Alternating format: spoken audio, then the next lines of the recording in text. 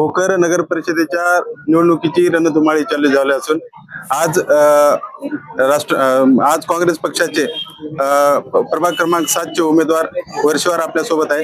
त्यांनी आज छत्रपती शिवाजी महाराज यांच्या पुतळ्याच्या नियोजित ठिकाणी येऊन आशीर्वाद घेऊन आज प्रचाराला सुरुवात केलेली आहे। आपल्या सोबत वर्षवार आहेत। दादा, काय सांगाल, मागील नगराध्यक्षाचा आणि नगरसेवकाचा आपल्या वार्डामधला विकास व्यवस्थित झाला का?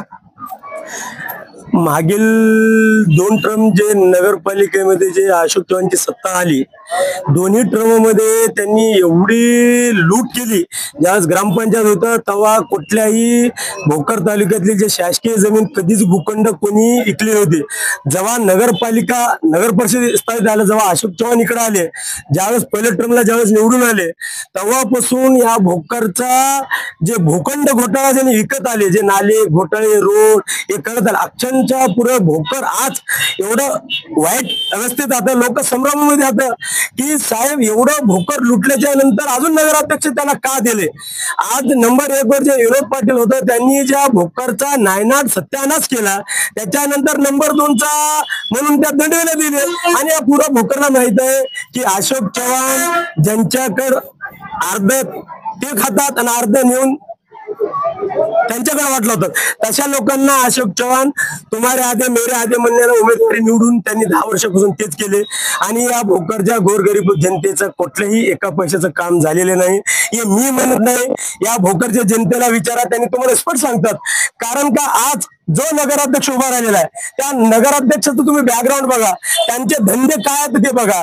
नगरपालिकेमध्ये तेच राशन लुटण्यात, तेच तांदूळ विकण्यात, तेच गहू विकण्यात, तेच आज नगर परिषदेचा आज साधारण सामान्य एक कलर काच कोटी रुपये कमवून बसलेले आता, एवढे त्यांनी भ्रष्टाचार त्यांनी माजवले त्या 10 वर्षामध्ये। नाही, भोकर नगर परिषदेमधला नगर परिषदेच्या अंतर्गत राहिलेला विकास काय आहे आणि आपण कोण्या मुद्द्याने तो विकास पूर्ण करणार? आता बघा, राहिलेला विकास आज भोकर मध्ये अंगणवाडीचा प्रश्न फार मोठा आहे।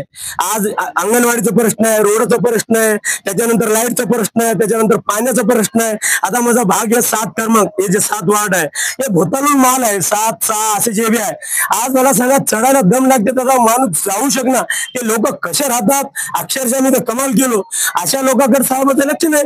मी एक सभा द्यायची तुमच्याच माध्यमातून मी घेतलो, तर अशोक चव्हाण कधी 20 वर्षाच्या काळामध्ये ते तर येऊन कधी बघितलं नाही।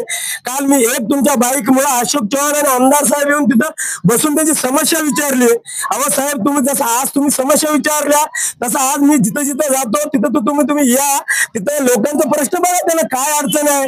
आज मला 7 मध्ये जाऊन बघूया, तुम्हाला गंगासागरे यांच्या पाठीमागे जाऊन दाखवतो, त्याला अक्षरशः तुम्ही सोडू शकत नाही, एवढा हाल आहे अशोक चव्हाण साहेबांना। म्हणजे एवढीच विनंती आहे आमदारांना नाही खासदारांना, जे मला वार्डातला जे आज भूषण आहे, तुम्ही जसं काल येऊन बघितल्या, आज मी जे बोलायला हे ऐकून तिथे येऊन बघा, त्या रस्त्याचा प्रॉब्लेम सॉल्व्ह करा। त्यांच्या लाईटचा प्रश्न, संडासचा प्रश्न, पाण्याचा प्रश्न, आज त्यांच्या निराधारचे पैसे नाहीत, आज त्यांना दवाखान्यासाठी इलाजासाठी पैसे नाहीत, आज दम यायला लेकर कुपोषणावर मारालेत। आज भोकर तालुक्यामध्ये आज एवढा मोठा समस्या निर्माण झालेला आहे साहेब, लोक लेकर कुपोषण मारालेत। अहो लाज वाटला पाहिजे या सरकारला। आज हे भाजप सरकार म्हणतो की आम्ही 3 चाकाचं सरकार आहे, अहो लेकर कुपोषण माराले, गरीबाचे लेकर अन्नधान्य नसताना जरा लक्ष द्या। अहो डॉक्टरची टीम वाटला, काय प्रश्न आहे त्याचा विचारा तुम्ही। आणि आमचा साहेब येते महसूलच्या जागेला वन खातं म्हणून सांगून जाते, गोरगरीब परेशान होतं, ज्यांचं आयुष्य गेलं तिथं 60-70 वर्ष राहिले, त्या जागेला म्हणतात की वन खात्याची जमीन आहे। कुठं वन खातं आहे? महसूल खात्याची जमीन आहे, वर्ग 2ची जमीन आहे, तुम्ही महसूल म्हणता, तुम्ही त्याला फॉरेस्ट म्हणता। अहो साहेब, तुम्ही मुख्यमंत्री असताना एक सही केली असते तर हे पूर्ण जमीन 1 नंबर मध्ये आले असतात, घरकुल झाले असते, चांगले घर बांधून राहिले असते। साहेब, तुम्ही या लोकांना लक्ष दिलं नाही, आता तरी लक्ष द्या, वेळ गेलेली नाही। आपण आज या छत्रपती शिवाजी महाराज यांच्या या पवित्र ठिकाणाहून आपण सुरुवात केली, त्या ठिकाणी नेमकं कोणते विकासाचे मुद्दे घेऊन आज आपण वार्डावार्डात जाणार आहात आणि मतदारापर्यंत जाणार आहात?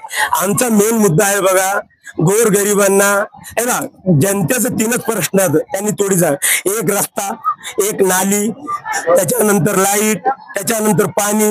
हे जे सांडपाणी जे नाले मोठे मोठे आहेत, मोठे मोठे घरापर्यंत बांधलेत, कुठं कुठं सोडून टाकलेत, कुठं कुठं रस्ते जिथं चांगले धनदांडगे आहेत तिथं रोड केलेत, जिथं गरीब माणूस आहे तिथं रोड केलेलं नाही. आणि असे काही लोक आहेत की त्यांना चलता येईना. आमचं एकच ध्येय राहील, आमचा नगराध्यक्ष आणि आमचे 22 मेंबर निवडून आल्याच्या नंतर पहिला काम आम्ही शिक्षणाचं. आज जे लोक आज प्रायव्हेट शाळेकडे लक्ष द्यायलेत, आज परिस्थिती गरिबांचं नाही की प्रायव्हेट शाळेमध्ये लाख लाख रुपये डोनेशन देऊन शिकवायचे. आज जे जिल्हा परिषदचे शाळे आहेत त्या शाळेला 1 नंबर मध्ये आणणं हे भोकर आमच्या काँग्रेसतर्फे महाआघाडीकडून आमचा एक मुद्दा. त्याच्यानंतर अंगणवाडी, त्याच्यानंतर निराधार, त्याच्यानंतर जे या भोकर तालुक्यामध्ये जे संडास बाथरूम जे महिला बाहेरून येतात त्यांच्यासाठी सुविधा नाहीत. आता 1-2 कुठं बांधलेले आहेत. आम्ही हर एक 100 ते 200 मीटरच्या आत संडास बाथरूम साठी व्यवस्था करणं आम्ही हे करून देणार आहोत. आमचे मुद्दे सगळे गरिबासाठी आहेत, श्रीमंतासाठी नाही. आणि जे नगरपालिकेमध्ये जे याच्यासाठी जे कोणतं ते टॅक्स, ते कबाला, त्याच्यानंतर ते गुंठेवारी, हे सगळं आम्ही ते बोर्डच लावणार. आम्ही त्याच्यासाठी 1 रुपया लागणार नाही आपल्याला. काय वाटते जनतेचं मत? आज आपण वार्डावार्डात फिरतात, जनतेचा कल काय म्हणतो? पूर्ण जनता काँग्रेस महाआघाडीच्या पाठीमागे आहे. लोक त्रासून दिलेले आहे भाजप सरकारला आणि अशोक चव्हाणला. आजच्या नंतर त्यांनी स्वतःहून म्हणाले काँग्रेस पक्ष आज नंबर 1 वर आहे, तुम्ही चिंता करू नका. नमस्कार, मी राजेश चंद्रे. आज भोकर येथे छत्रपती शिवाजी महाराजांच्या या छत्रपती शिवाजी चौकामध्ये काँग्रेसची रॅली आहे. ते रॅलीचे उमेदवार आहेत निळकंठजी वर्षेवार आहेत आणि आपले आजरा बेगम. तर या ठिकाणी आहेत. आपण त्यांना या ठिकाणच्या मूलभूत प्रश्नाविषयी थोडक्यात विचारणार आहोत की काँग्रेसचं जे आता हवा आहे भोकरमध्ये हवा चालू आहे आणि प्रत्येकाला वाटते की आता काँग्रेस पक्ष या ठिकाणी पहिले येत होता त्याच परीने नगरपालिकेवर काँग्रेसची सत्ता येणार असं सर्वांचं मत आहे. तर क्या हो गया, क्या कहना है आपका? 7 नंबर वार्ड के उम्मीदवार हाजरा बेगम अब्दुल समी, बी ग्रुप में बी वार्ड में 7 नंबर वार्डचे उमेदवार हाजरा बेगम अब्दुल समीचा प्रतिनिधी म्हणून बोलतोय. मी काँग्रेस पक्षाकडून मला उमेदवारी भेटलेली आहे. मी या वार्ड मधलाच आहो. या वार्ड मध्ये पूर्ण गोर गरीब लोक आहेत. त्याच्यामध्ये दलित, मुस्लिम, लमानी समाज, वडर समाज, एसटी समाज, चांभार समाज, या वार्डामध्ये फिरून मी लोकांच्या समस्या बघितलो. या वार्डामध्ये काही काम झालेले नाही. 2009 मध्ये नगरपालिकाचे इलेक्शन होऊन आज 15 वर्ष झाले. या 15 वर्षाच्या काळामध्ये या वार्डामध्ये नाही, कोणत्याही वार्डामध्ये काही काम झाले नाहीत. नालीचे झाले नाहीत, रोडचे, लाईटचे, कचऱ्याचे काही समस्या झालेल्या नाहीत पूर्ण. तर आपण भोकरमध्ये राहत असता भोकरमधल्या अनेक समस्या आहेत. त्या समस्यांना तोंड देताना जनतेला प्रत्येकाला तोंड द्यावं लागतं या ठिकाणी. हो ना. म्हणजे मागच्या वेळेस काँग्रेसची सत्ता होती नाही, वार्डामध्ये गेल्यानंतर सर्वांचं म्हणणं आहे की बाई अगोदरचेच उमेदवार अशासाठी होते, त्यांनी येऊन फक्त आश्वासन देऊन गेले. आम्ही सर्वसाधारण लोक, घरचे लोक, आम्ही या लोकांसारखे जाऊ, आम्ही गरीबच आहो. या गरीब लोकांचे म्हणणे आपण ऐकून यांचे काम करण्यासाठी पुढाकार घेऊन आम्ही कामाला लागलेले आहोत. आम्हाला काँग्रेस पक्षाने उमेदवारी दिलेली आहे आणि या काँग्रेस पक्षाचे जे 2 उमेदवार आहेत, पांडुरंग वर्षेवार, हाजरा बेगम अब्दुल समी आणि आमचे नगराध्यक्ष संदीप पाटील गौड यांना भरपूर मतांनी विजय करून द्यायचे ही आमची जिम्मेदारी आहे आणि भरपूर मतांनी यांना विजय करून देऊ. तर या ठिकाणी आपण कोणत्या मुद्द्यावर मत मागणार? मागच्या तर जुने मुद्दे आहेत, रस्ता, नाली, लाईट वगैरेचे. तर आपला म्हणजे विकासाचा मुद्दा काय असेल की भोकरचा विकास तुम्ही कसा करणार? भोकरचा विकास म्हणजे आता या वार्डामध्ये जे विकास झालेले नाही ते पूर्ण विकास करेल. समजा ते नंदी लोकांचे ते मंगल कार्याचे काम झालेले नाहीत, दलित समाजाचे ते बुद्ध विहारचं काम झालेले नाही, लमानी समाजाचे ते सेवालालचं जे कार्यालयाचं काम झाले नाही ते आम्ही पूर्ण काम करू.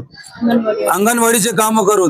हे लोकांचं इथं आम्हाला भरपूर साथ भेटाले, भरपूर प्रेम भेटाले. त्यांनी सर्व आमचे जवळचे लोक आता ते म्हणाले तुम्ही हे प्रतिनिधी जे आहेत ते चांगले उमेदवार आहे आणि आम्हाला विश्वास आहे की हे लोक आम्हाला भरपूर मतांनी विजय करून देतील. या ठिकाणी आपण पाहिलं की बाजूलाच नंदीनगर आहे, वडार समाज वडार गल्ली आहे, बाजूला तांडा आहे. या तांडा वस्तीमध्ये नंदीनगरामध्ये अत्यंत असं दयनीय अवस्था आहे आणि ही अवस्था दूर करण्यासाठी आम्ही प्रयत्नशील राहू, कटिबद्ध राहू असं या उमेदवारांचं म्हणणं आहे. धन्यवाद.